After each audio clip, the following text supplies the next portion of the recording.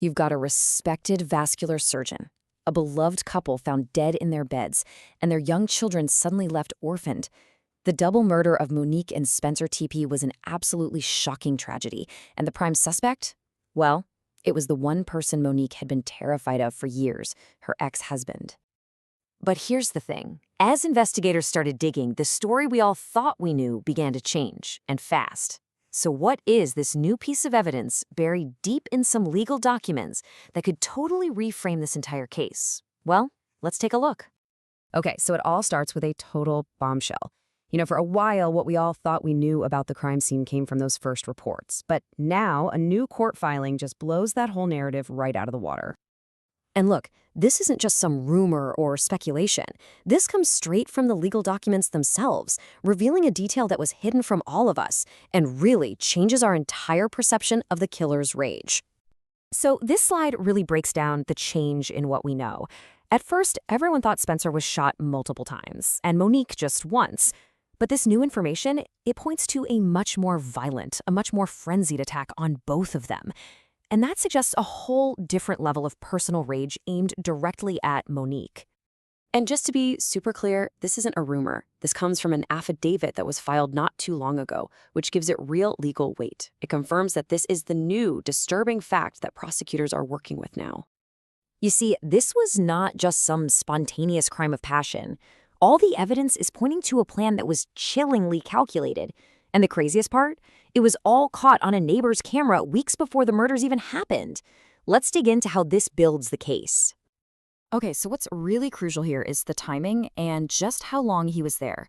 The suspect didn't just, walk by the house. He was allegedly there for hours, methodically casing the home. And he picked a time when he knew they'd be gone at a big college football game.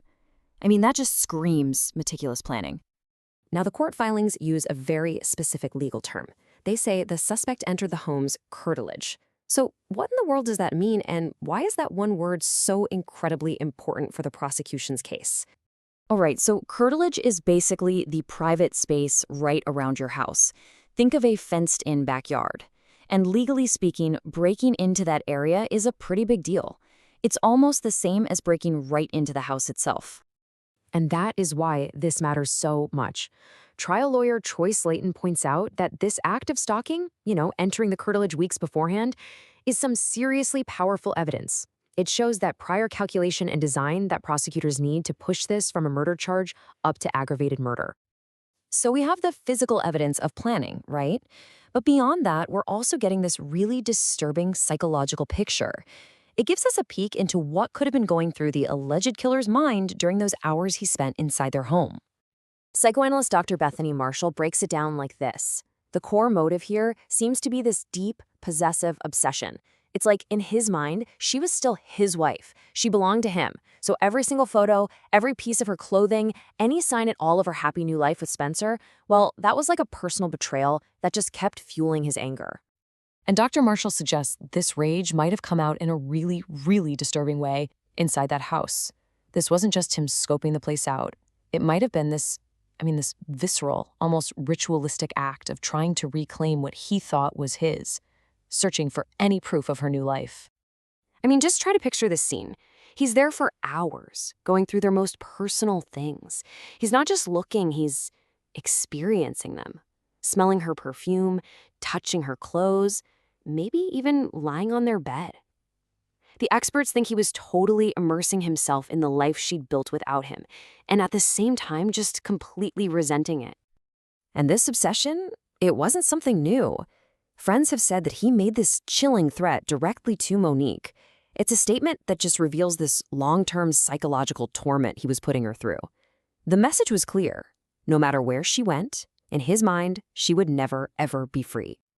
So, for all this supposed planning, the suspect allegedly made some really big mistakes. These blunders, especially the ones with his SUV, basically left a breadcrumb trail for investigators to follow right to his door. The number of mistakes he apparently made with this vehicle is just staggering. You've got him circling the house over and over, all caught on camera.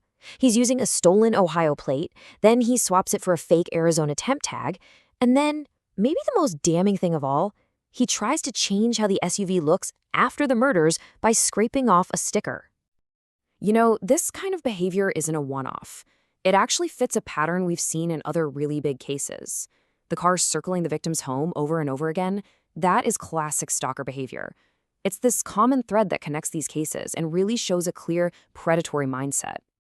Okay, so you've got the stalking, the psychological obsession, this trail of evidence. How does all of that add up in a courtroom?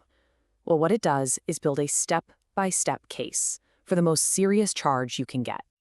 And that key charge is aggravated murder.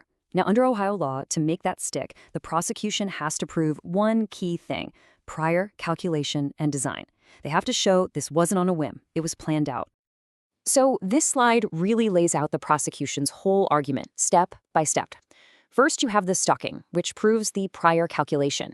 Then you have the burglary, a separate felony, happening at the same time. And here's the kicker: when a murder happens while another felony is being committed, the charge gets bumped up.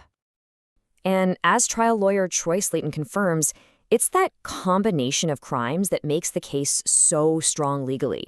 The fact that a burglary happened at the same time as the murder is what gives prosecutors the green light to go for that aggravated murder charge, which, as you can imagine, carries way heavier penalties. And really, the stakes here could not possibly be any higher. Proving that prior calculation takes this from a regular murder charge and puts it in a whole different league. We're talking life in prison without parole or even the death penalty. That's the difference between having some chance of getting out one day and absolutely none at all. And all of this brings us to one final haunting question. How could a man who was supposed to be brilliant, a highly educated surgeon who was good at everything he did, allegedly plan a murder with so much calculation, but then leave behind a trail of evidence that was a mile wide? So what was it? Was it just pure arrogance? Or was his obsessive rage just so powerful that it completely took over and he couldn't control it? That's the paradox that sits right at the very heart of this tragedy.